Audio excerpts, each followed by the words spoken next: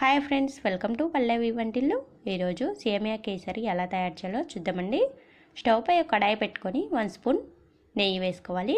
నెయ్యి కొద్దిగా హీట్ అయ్యాక ఒక 10 జీడిపప్పులు వేసుకొని ఫ్రై చేసుకోవాలండి. ఇలా ఫ్రై చేసుకున్న వాటిని పక్కకు తీసి పెట్టుకోవాలి. ఇప్పుడు ఇదే ప్యాన్లో సేమియాను కూడా వేసుకొని ఫ్రై చేసుకోవాలండి. సేమియా మొత్తం బాగా ఎర్రగా ఫ్రై అవ్వాలి. సేమియాను 2 కప్పులు తీసుకున్నానండి. ఈ సేమియా మొత్తం బాగా ఎర్రగా ఫ్రై అయ్యాక ఇందులోనే 2 కప్పుల సేమియాకి 4 కప్పుల పాలు వేసుకొని సేమియాని పాలల్లో ఉడికించుకోవాలండి.